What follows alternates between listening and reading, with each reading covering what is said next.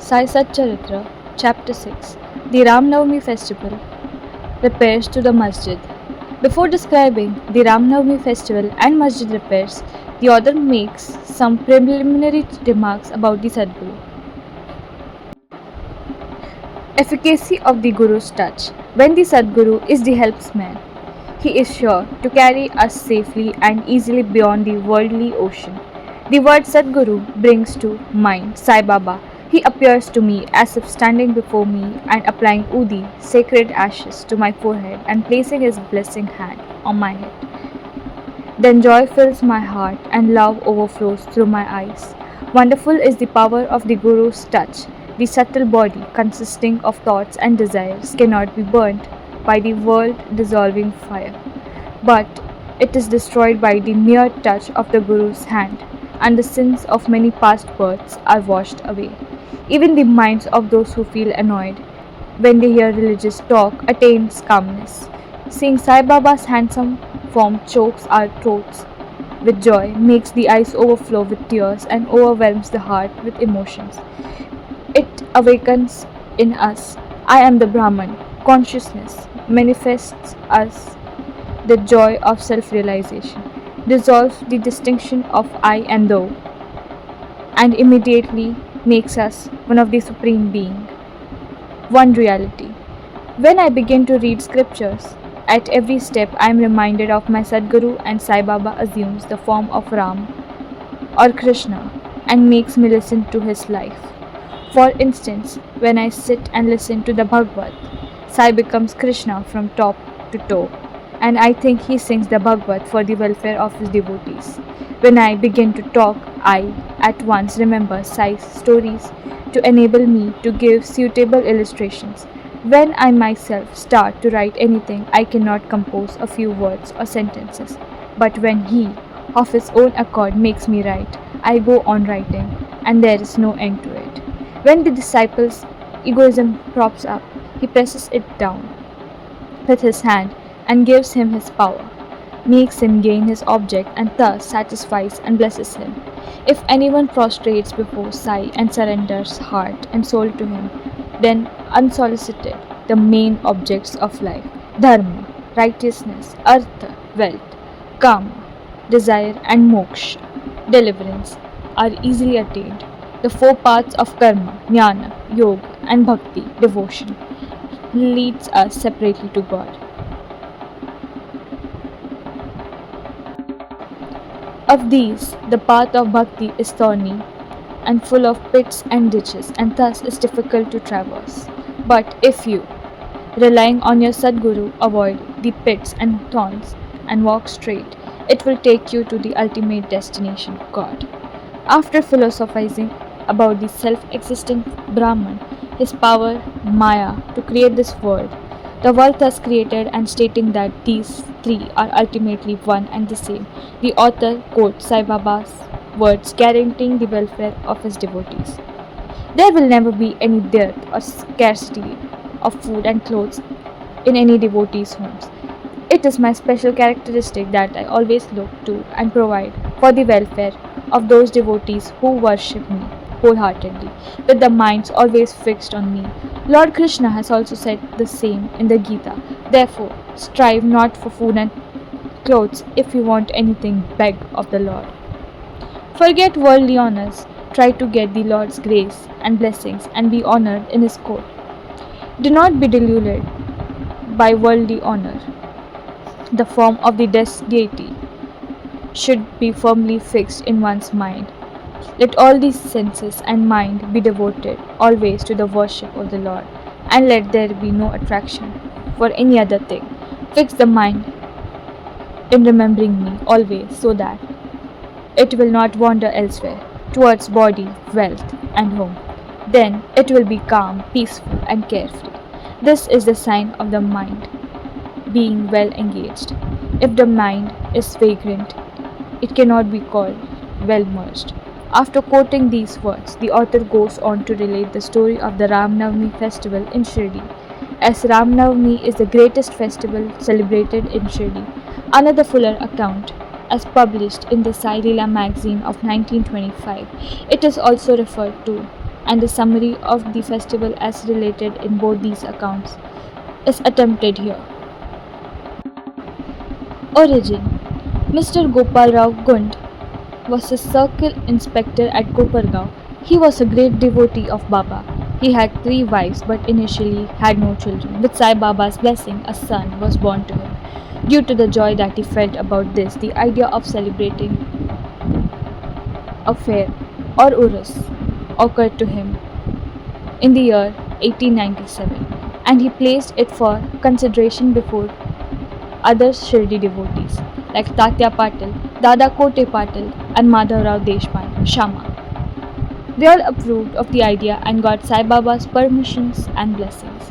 Then an application to get the collector's sanction for celebrating the Urus was submitted, but as a village official was against holding the fair, the sanction was refused. But as Sai Baba had blessed it, they tried again and ultimately succeeded in getting the collector's sanction. The day of the Urus was fixed on the Ram Navami. After consultation with Sai Baba, it seemed he had some reason for doing this.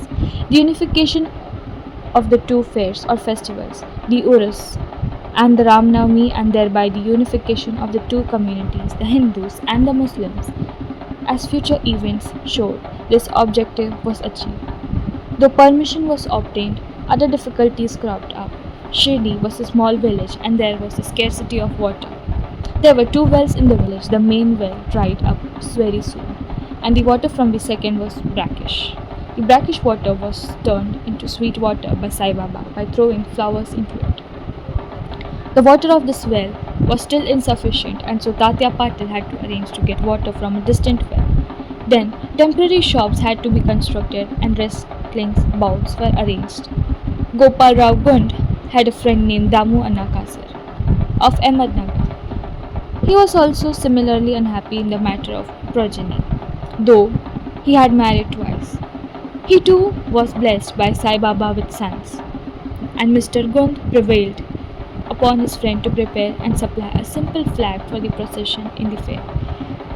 He also succeeded in inducing Mr. Nana Sahib Nimonkar to supply another embroidered flag. Both these flags were taken in procession through the village and were finally fixed at two corners of this masjid. This is being done even now. The Sandal Procession.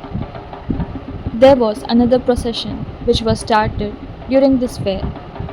The idea for a sandal procession originated with Mr. Amit Shakar, Dalal, a Muslim devotee from Kolha.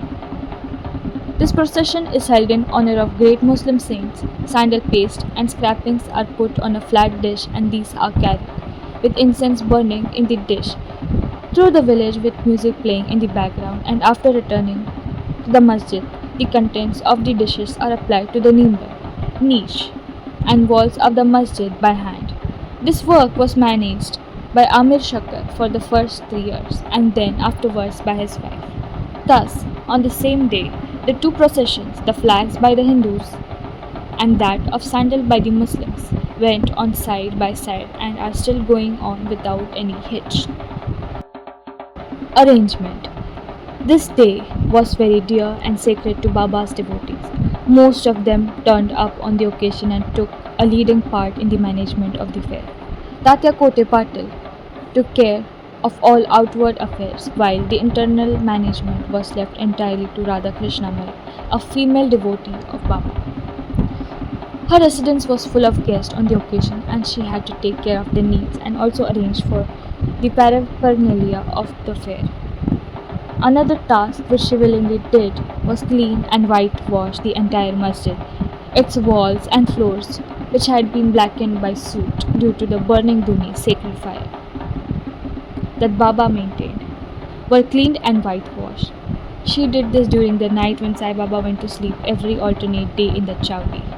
She had to take all the things out, including the duni itself, and after thorough cleaning and whitewashing, replace them as they were before. Feeding the poor, which was so dear to Sai Baba, was also a great item in this fair. For this purpose, cooking on a grand scale and the preparation of various sweet dishes were done in Radha Krishna Mai's house. Various wealthy devotees paid a leading part transformation of the Urus into the Ram Navami festival.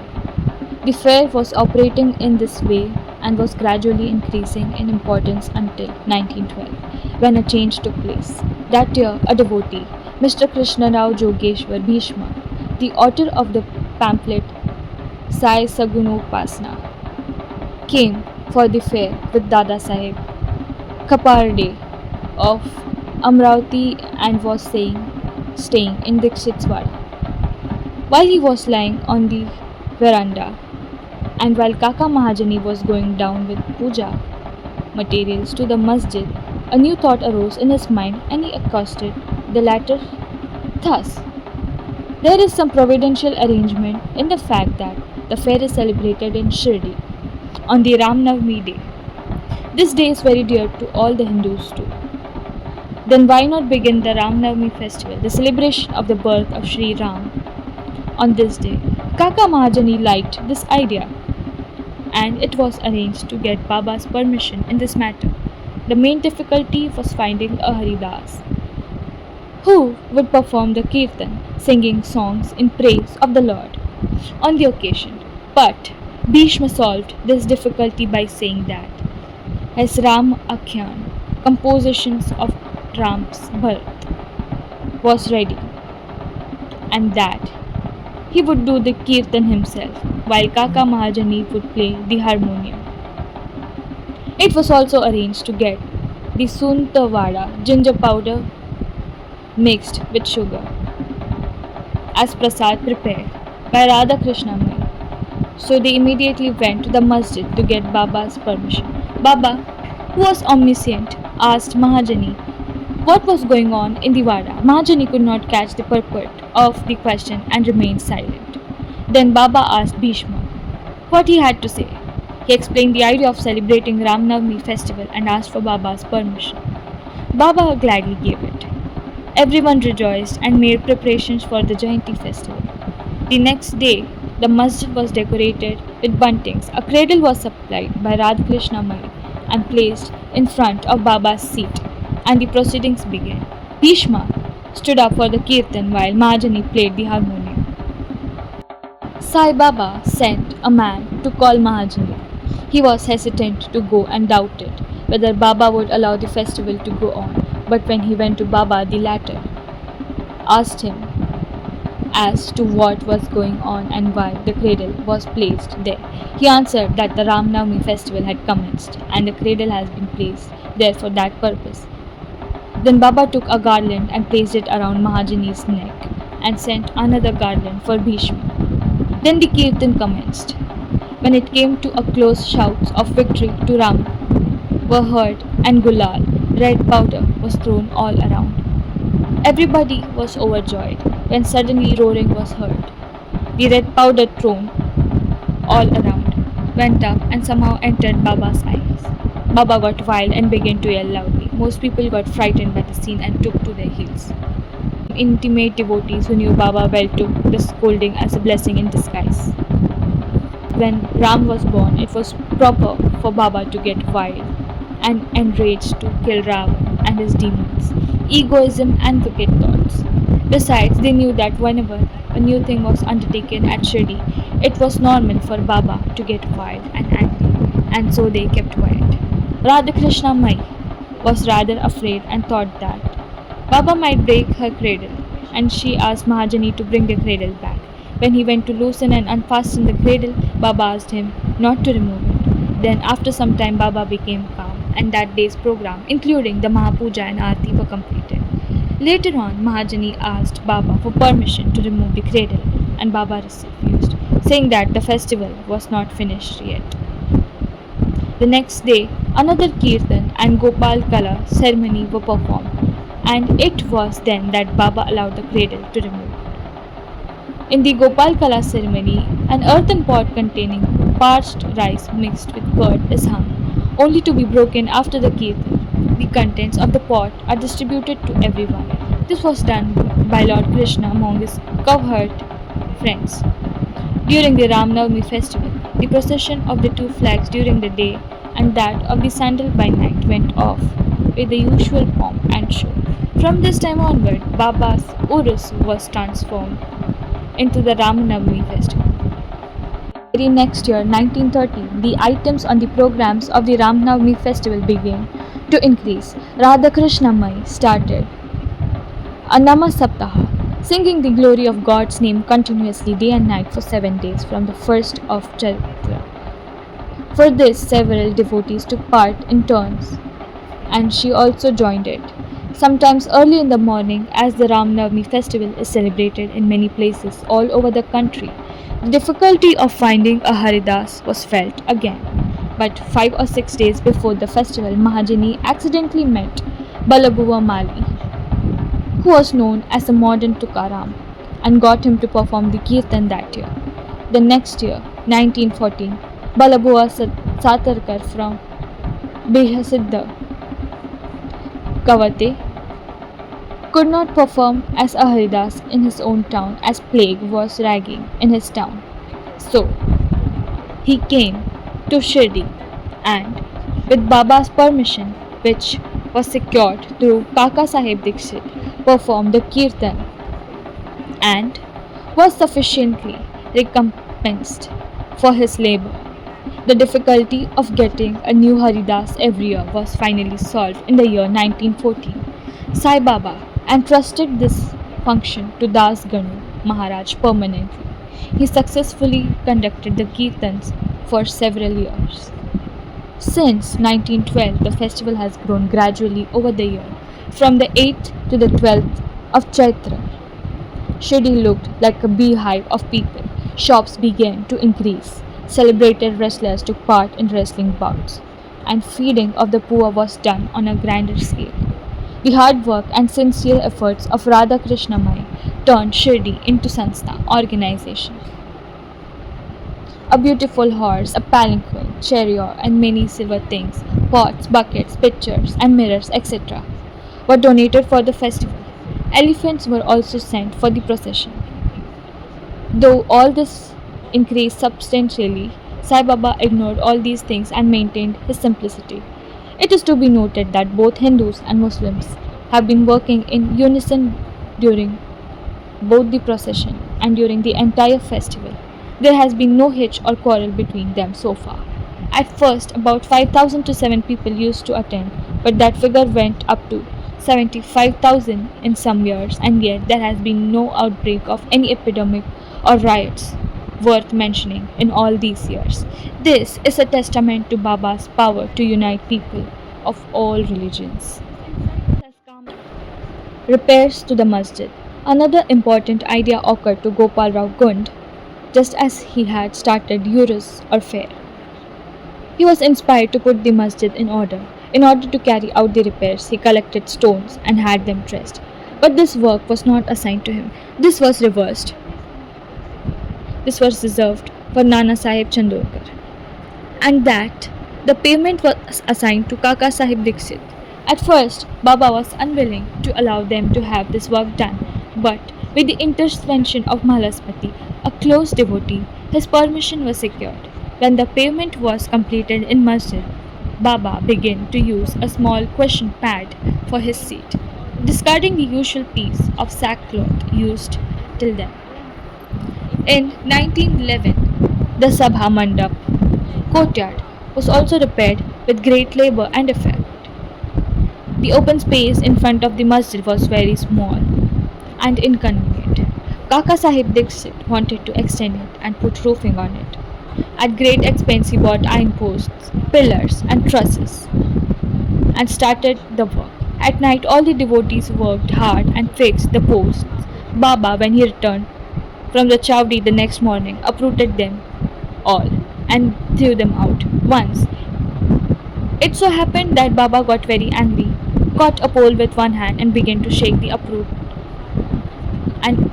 it, and with the other hand held Tatya Patil's neck. He took by force Tatya's peta, piece of cloth that is tied on the head like a turban, struck a match, set it on fire and threw it in a pit. Baba's eyes flashed like burning embers and no one dared to look at him. Everyone got terribly frightened. Baba took a rupee from his pocket and threw it there, as if it was an offering on an auspicious explanation. Tatya was also very frightened. No one knew what was going to happen to Tatya, and no one dared to interfere. Bhagoji Shinde, the leper devotee, made a bold advance but was pushed away by Baba. Madhavrao was also similarly treated and was pelted with pieces of brick. All those who went to intercede with were similarly dealt with. But after some time, Baba's anger cooled. He sent for a shopkeeper, bought from him an embroidered peta and tied it on Tatya's head, as if he was being given a special honor. Everyone was wonderstruck to see Baba's strange behavior. They were at a loss to know what enraged Baba so suddenly, what had led him to assault Tatya Patil, and why his anger cooled down the very next moment. Baba was sometimes very calm and quiet and said sweet things with love, but soon afterwards, with or without any pretext, got enraged. Many such incidents may be related, but I do not know which to choose and which to omit. I therefore refer to them as Baba inspires me to.